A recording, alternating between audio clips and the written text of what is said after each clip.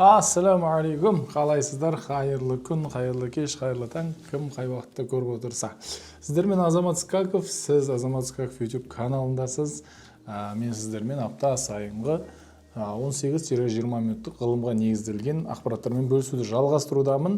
Сізден лайк, комментарий, өз ойыңыз, мысалы сіз келіспейтін ойларыңыз болса, жазыңыз. Мен ондай ойларды оқып, енгізіп жатырмын, байқаған болсаңыздар. Немесе өміріңіз өзгертіп жатқан бір оқиғалар болса, оны да жазыңыз, күтемін сіздерді. Подписка міндетті түрде, подписка басыңыз. Мен өзімнің жамағатымен, өзім аудиториямен мақтанамын, өйткені бұл кісілер өте осознанный адамдар. Кеттік. Енді мен жақында Түркияға барып қайттым. Сөйтіп біраз инсайт алып қайттым. Сол инсайттармен ақырындап бөлсем, ашық жалпы халыққа бөлсем. Бүгінгі бөліскім келетін мәселе мынау идея маған қатты әсер етті. Байқасаңыздар, біздің инфо әлемде кішкене өсек бар, кішкене біреуді жамандау бар, біреуді хейт ету бар. Өкінішке орай ол ақпараттар қатты таралып кетеді. Мысалы біз немен ғана емес, жалпы мысалы миға қатысты, психологияға қатысты әдемі подкасттар болады.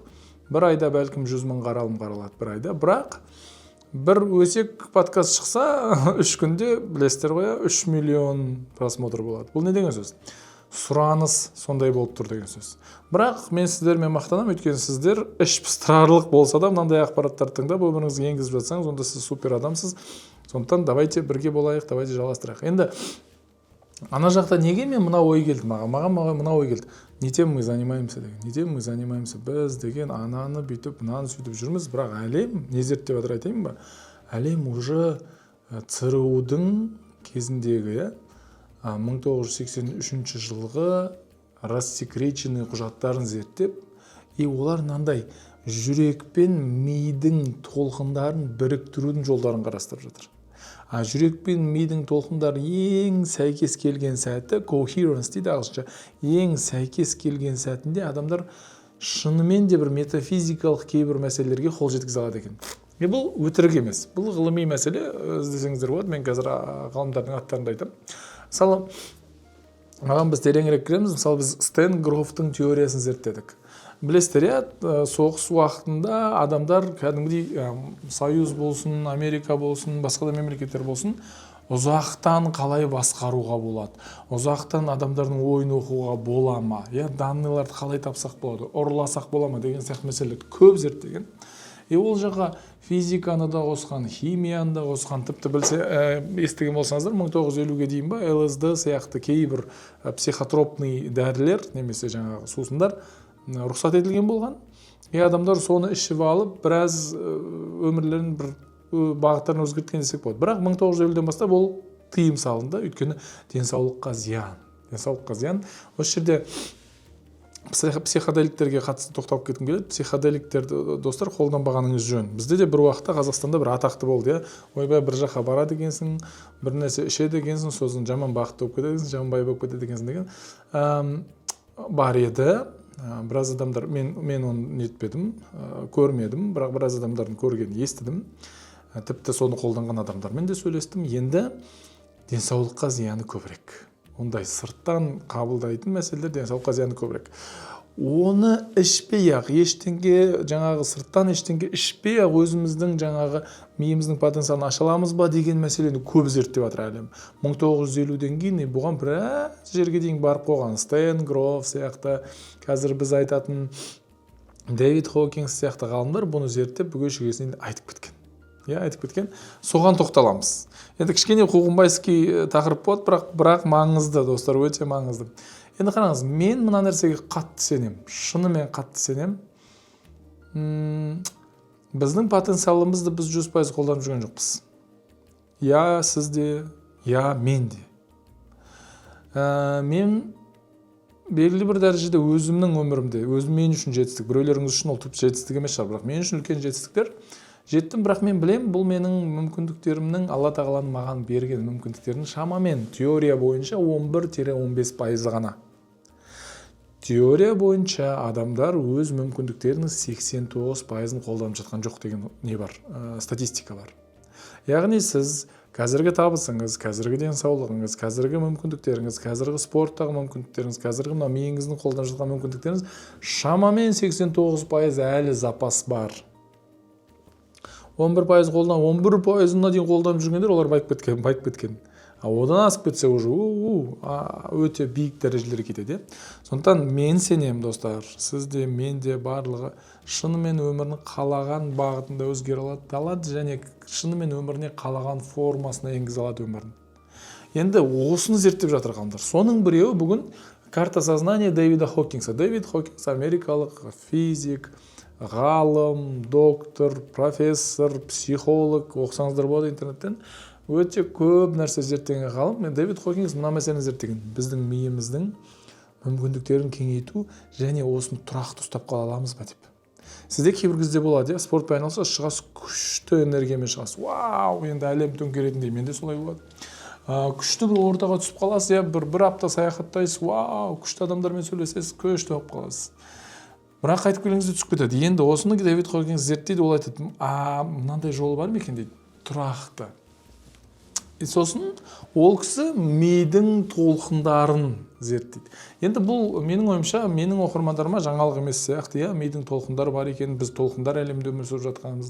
Мысалы, менің даусымды сіз толқындар арқылы естіп жатсыз. Сіздің қазір қарап отырған құрылғыңыз менің даусымды қалай сіздің құлағыңызға жеткізіп жатыр?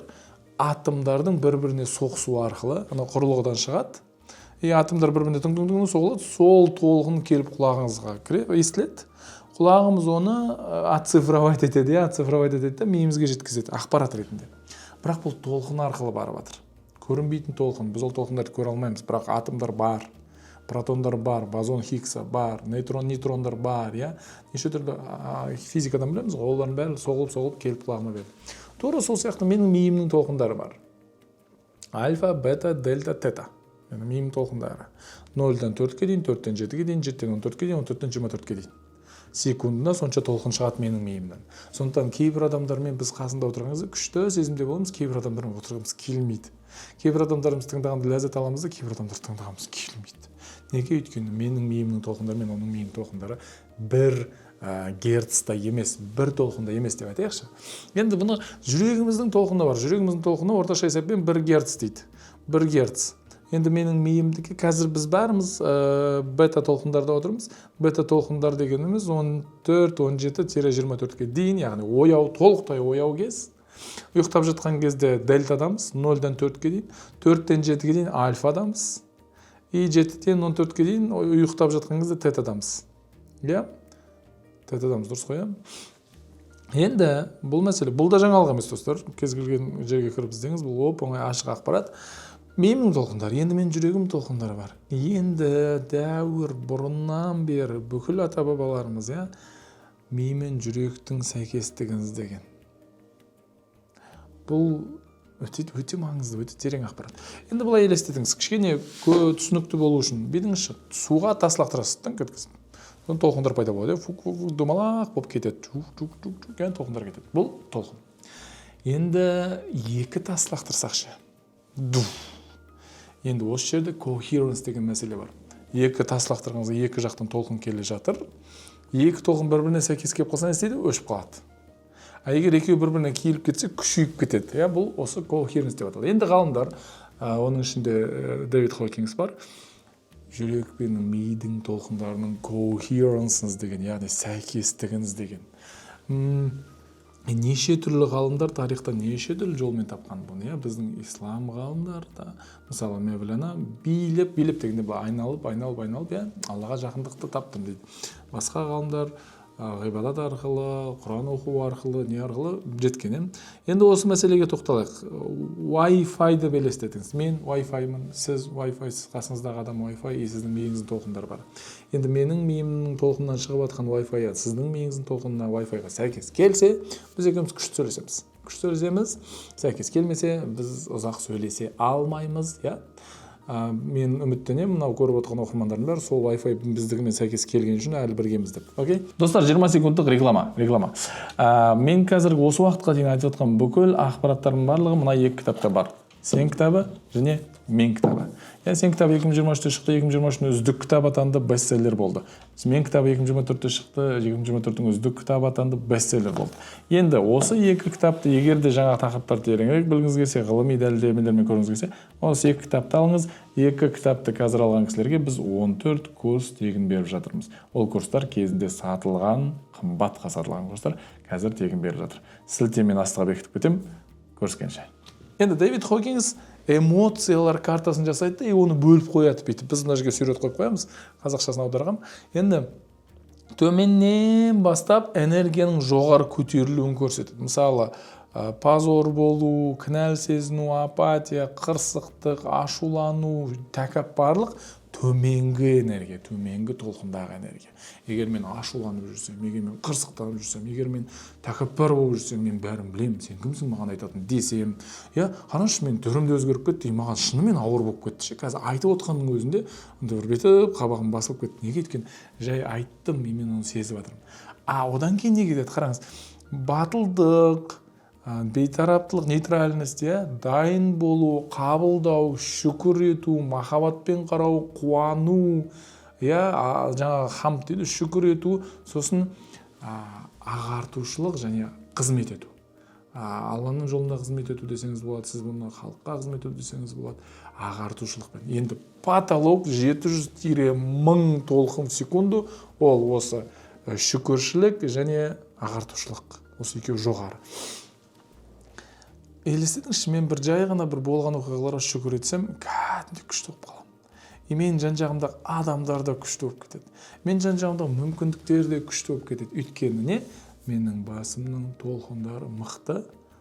Неде тұр? Frequency дейді. Частота. Күшті, мықты частота тұр. Менің жан-жағымдағы әлем сондай адамдармен сәйкес келеді.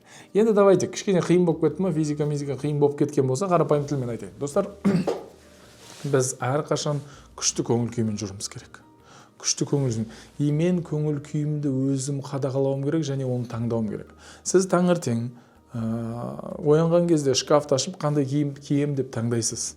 Тура солай бүгінгі көңіл күйім қандай болады деп таңдай алуыңыз керек. Бұл сіздің құқыңыз, бұл сіздің қолыңыздан келеді. Көшеде өтіп бара жатқан адам сіздің көңіл күйіңізді қалағанынша өзгерте алмау керек. Жауапкершілікті мен алуым керек.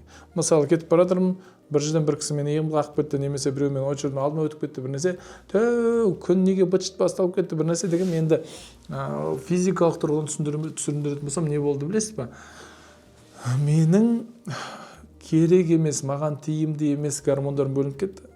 Оның ішінде көп мөлшерде адреналин және кортизол бөлінсе, мен ашулансам, қырсықсам, немесе қатты қорқып кетсем, менің мынау адреналин гормоны күні бойғы көңіл күйімді өзгерте алады, әсер ете алады. Егер мен жай ғана таңертең бір быт-шыт көңіл күймен шықсам, мен келемді, жұмысқа келіп біреу айқайлап тұрса мүмкін. Не істеп жүрсіңдер? Мына жерді тазаласаңдар, мына жерге кіріп жатыр, бір нәрсе деген сияқты. Одан кейін барып бала шағама ұрысып тастауым мүмкін. Одан кейін барып басқа біреуге сөйлеп тастауым мүмкін. Көңіл күйім жоқ қой менің. Сосын түскі асқа барған кезде официант сәл кешігіп болса, не істеп жүрсіңдер бәрің, бір нәрсе деп. Неге? Өйткені менің толқындарым төмен түсіп кетті. Адреналин, кортизол, эпинефрин, норэпинефрин сияқты деген гормондар денемді басып алды. Все, мен бүгін сол толқында өмір сүремін. Бірақ ойлаңызшы, кез келген сәтте сіз шынымен шүкір етерлік мәселе бар ма өміріңізде? Бар ғой. Бір кісілер деді, ой, Әзеке, менің өмірім быт-шыт дейді. Мен айтамын, давай қарайық. Өмірің қандай? Нені быт-шыт деп айтып жатсың? Бала шағаң бар ма? Бар ғой, шүкір деп қояды. Сосын отбасың бар? Бар. Денсаулығыңға жақсы енді. Сөйтсе, ол түсінеді. Шүкіршілігін көбейткен сайын ол түсінеді. Менде бір мәселе ғана проблема екен ғой. Құдай қаласа, оны да шешеміз. Денсаулық бар болса, қалған бәрі проблема емес дейді. Осы шүкіршілік толқындарына көтерілу арқылы сіз миыңыздың толқындарын реттейсіз, және жан-жағыңызда көп мүмкіндіктер пайда бола бастайды. Мен жақында ұшақта болған кезде, достар, оны бөлісіп кетейін. Ұшаққа міндік, Түркиядан, Стамбулдан Алматыға ұшақ деп жатырмыз. Ұшақ жаңағы взлетный полосаға келді, бір кез тоқтады, тұр, бір жарты сағаттай тұрды да айтты, жаңағы құрметті жаңағы жолаушылар, біздің ұшағымызда ақау табылды, біз ұша алмаймыз, қазір қайтып артқа қайтамыз аэропортқа, әуежайға, содан кейін ар жағынан не болғанын айтамыз деді. Түсіністік танытқаныңызға рахмет, анау деді. Біз енді бәріміз бір шетінен шошып қалдық, бір шетінен көңіл күйіміз түсті, ұзап кететін болды ау деп. Бір кезде тұрды, тағы бір 10-15 минут тұрды да, сосын қайтадан хабарлады. Құрметті жолаушылар, бәрі реттелді, біз ұшамыз деді. Мен ойладым, мәссаған, бұл қалай болды? Ақауы бар ұшақ. Бір кезде 10 минуттан ақауы жоқ болып кетті ме? Не болды өзден да? Бір кезде ұшып бара жатқан кезде шынымен былай бірнеше рет түскендей болды. Енді ұшып келеміз, бүйтіп деп ана бір кармашыққа түскендей болды. Ана ішіміздің бәрі бір түрлі болып қалды. Мен бір кезде қорқа бастадым. Енді мен ғана емес қой, барлығымыз қорқып отырмыз ғой. Тіпті менде мынандай да ой болды да. Мен жаңағы турецкий симкам бар, ойлап тұрмын да, қазір ұшақ құлап жатса, бірден үйдегілерге айту керек деп ше. Ұшақ құлады, бірақ мен аманмын, бәрі жақсы деп айту керек деген ойға дейін кетіп қалдым да мен. Бір кезде әйтеуір ұшақ ұшты, барлығы ойдағыдай, ремендеріміз шештік. Бірақ қасымда мына жақты келесі қатарда отырған үлкен кісі, әйел адам, анау барлығына ұрса бастады. Стюардесса құрсын, не істеп жүрсіңдер, тезірек не істеді, бір бәле. Қасында өзінің қызы отыр екен, бір 10-15 жастарда ғой деймін. Оған да ұрса береді, не істеп отырсың, аяғыңды тарды, өйт нәрсе деп. Бір кезде мына менің артымда отырған әйел адам кішкентай қызы бар еді, оған да ұрса бастады. Енді жылай берді да, қыз бір кезде енді ашықтан ұрысқан жоқ, бірақ мен төф деп балаға қарай алмасаңдар бір нәрсе деп оған ұрысты, бірақ ол орыс әйел түсінген жоқ шығар. Содан кейін тіпті барлығы жаңағы светтердің бәрін өшіргеннен кейін мен ұшақта кітап оқиын әдетім бар еді. Соны өзімнің кішкентай шамыммен кітабымды оқып отыр едім. Қасымда үлкен бір апа бар, ол да кітап оқып отқан. Бір кезде ана кісі деген біраздан кейін қарады. Отключите, пожалуйста, свет деп бізге де айтты. Сосын мен қасымдағы апаға қарадым, ол жымиды да өшіре салды да. И веселый полет деп айтты да. Енді қараңыз, ана кісіге не болды? Тіпті ұшақ қонғаннан кейін әлі ременді шешуге рұқсат жоқ бола тұра, ол кісі қызын жетектеп тұрып алдын анау жаққа кетіп қалды, бірінші болып түсу үшін. Неге болып жатыр бұның барлығы? Неге болып жатыр? Мен ол сәтте жаңағы басында қорқыныш анамда болды. Мен қалай спокойно қалалдым? Енді ол мынандай мәселе болды. Мен кітап оқып отырдым, сол жерде Қош бол Гүлсарын оқып отырдым, Шерхан Мұртазаның. И күшті бір сәттерінде келдім, анау Гүлсарының жаңағы көкпарда жеңгені, бәйгеде жеңгені, Танабайдың қуанышы. Мен ана күшті сезіммен отырдым, қайтып қалпыма келіп алдым мен. Қуанып отырмын. Анау қазақтар мен қырғыздардың бауырластығы туралы сәттер келді. Қазақ туғандар деп әңгімелеседі, екі ауылдың арасында көкпар, немесе той болған кезде бірге едім. Күшті болған ғой деп отырған кезде менің толқындарым қайтып реттеліп алды. Ана кісі сөйтіп реттей алмады. Сөйтіп соңында дейін сондай ашулы болды. Енді демек, достар, формула қалай? Айттық, енді бұдан қалай шығамыз? Әрқашан мен эмоциямды бақылап отыруым керек. Так, мен қазір не сезініп отырмын? Мен не кезім? Менде болады. Мен кейбір кезде шүкірсіздік халіне түсіп кеткен кезде мен айтамын: стоп, азамат, ойбай, стоп, шүкірсіздік жасама. Сен өмірің керемет. Біраз адамның арманындағы өмір деймін да, қайтадан есіме түсіремін. Мен анау нәрсе бар, Аллаға шүкір, бала шағам бар, анау бар, деген сияқты мәселеде есіме түсіремін да, қайтадан не деп аламын? Калибровка дейді, қайтадан реттеп аламын. Сондықтан, достар, давайте қарапайым, енді бұл подкастты сіз менің ойымша тағы да бірнеше рет тыңдаңыз, егер сізге түсіну қиын болса. Әрине, сіз көбіңіз бірден түсіндіңіздер деп ойлаймын. Енді оны түсіну үшін әрекетке өтуіміз керек. Әрекет ретінде мен сізге не айтар едім? Күнде жай ғана жасыл қалам. Жасыл қалам деген техниканы білесіз. Бүгін өмірімде қандай артықшылықтар болды деген сұраққа 10 пунктпен жауап бересіз. Мен бүгін жұмысқа күшті уақытында келдім. Мен бастығым, мен осындай мәселе шештім, немесе мен отбасыммен мына жерге бардым, мен ана істедім, мен ана істедім. 10 пункт. Бүгінгі өмірімде болған артықшылықтар. Мен бұны көп айттым, бәлкім алдыңғы подкастта айтқан шығармын. Миымды мен шүкіршілік фазасына аударуым керек. Шүкіршілік фазасы ең потолок. Одан да жоғарғысы ол ағартушылық, яғни бөлісу. Мен неге ләззат аламын осындай подкаст түсіргенде, оны бөліскенде? Өйткені анау фаза жоғарғы фаза. Сөйтіп Wi-Fi сияқты елестетіңізші. Біреулердің Wi-Fi бомба үлкен, біреулерді кішкентай. Өйткені өзінің қарабасынан басқа ештеңені ойлай алмайды, және барлығын керісінше ренжулі, барлығы быт-шыт, барлығы кінәлі. Мен өмірімді қалай тәрбиелеуім керек? Шүкіршілікке, махаббатқа, қуанышқа, қабылдауға, бөлісуге, ағартушылыққа, осы бағытта жүргенде менің Wi-Fi мықты жұмыс істейді. Енді бұны подкаст тыңдап белгілі бір бөлік қана орнықты. Енді бұны толықтай түсіну үшін мен әрекет жасауым керек. Әрекет жасауым үшін мен сізге 2-3 нәрсе айтатын едім, қайтадан жазуға байланысты. Ол жасыл қалам, күнде 10 артықшылық жазу, 10-ақ, көп емес ол. Таңертең жазсаңыз да болады, кешке жазсаңыз да өзіңіз білесіз. Шүкіршілік дәптерін жазу, кәдімгідей жазу, Құдай қаласа мен шүкіршілік медитациясын жасау и күнделік жазу. Жазыңыз. Мынау сөзді ұмытпаңыз. Сіз қалай таңертең шкафтан киім таңдайтын болсаңыз, тура солай өзіңіздің көңіл күйіңізді және сознанияңыздың толқынын, санаңыздың толқынын сіз таңдайсыз. Дұрыс толқында өмір сүрейік, артықшылықта жүрейік. Окей? Рахмет көп. Подкаст пайдалы болса лайк басыңыз, подписка басыңыз, бірнеше адаммен бөлісіңіз және бұл подкастты бірнеше рет көру керек сияқты. Кейбір кезде мен мынандай ақпараттармен бөліскен кезде қорқам. Кейбір адамдар айтам екен деп, мына аз екен қуып кетті деп айтама деп қорқам, бірақ бұл ғылыми ақпараттар барлығын мен оқыған естіген нәрселердің бәрін айтсам шынымен де қуып кетті деп ойлауды өтініп жеңілдетіп жеткізуге тырысып жатырмын. Рахмет.